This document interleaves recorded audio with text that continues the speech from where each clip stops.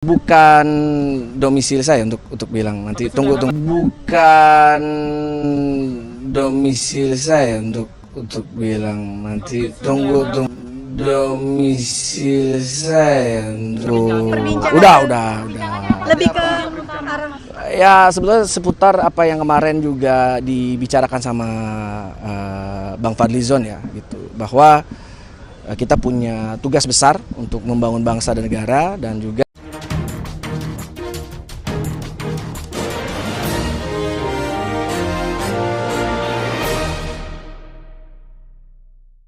Selamat siang para netizen dimanapun kita berada, salam inspirasi bagi kita semua. Ini pernyataan dari Giring ini membuat heboh di media sosial begitu kan ya.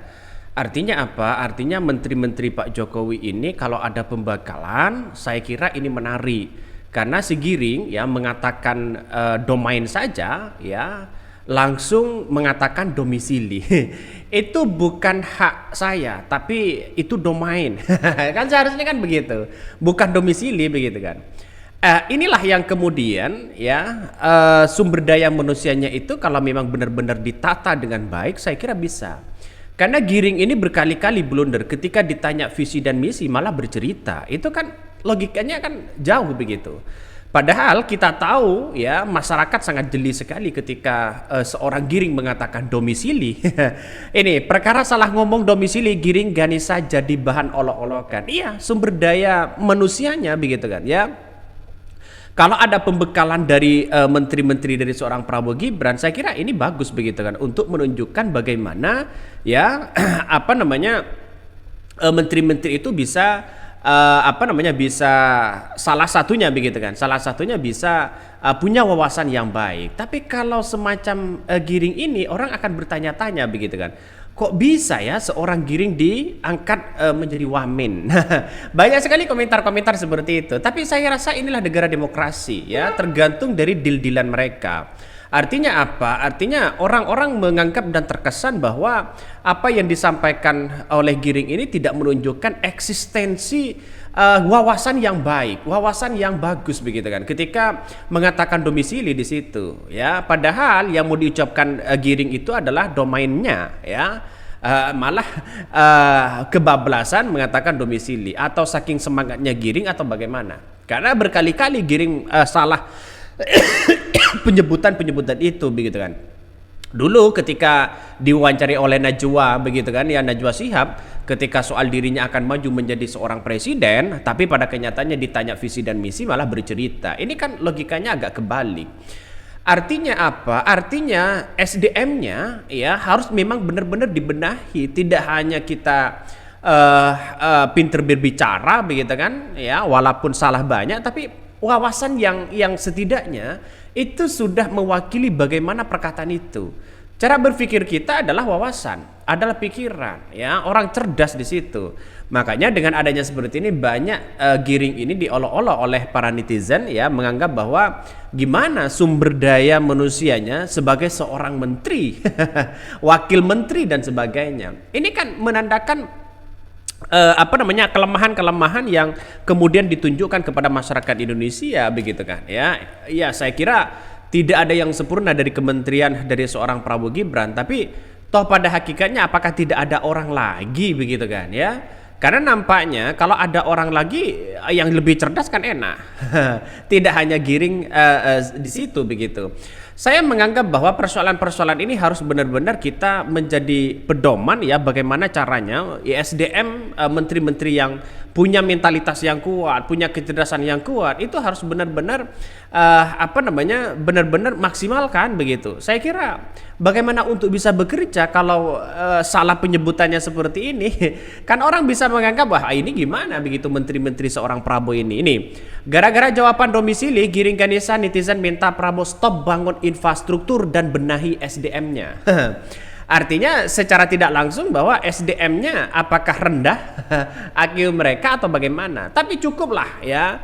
Saya kira PSI dulu, bagaimana PSI memberikan penghargaan seolah-olah ya kepada seorang Prabowo begitu kan ya, ke penghargaan kebohongan. Artinya PSI mengkritik habis-habisan pada waktu itu ya. Jadi saya menganggap bahwa kenapa sih tidak mengangkat orang-orang aktivis begitu kan ya, orang-orang seniman di situ untuk menunjukkan dan posisi pos yang sesuai dengan Giring kan banyak begitu kan. Kenapa harus Giring? Itu pertanyaannya. Ya, tidak heran ketika banyak di kalangan partai itu satu persatu kabarnya begitu kan ya.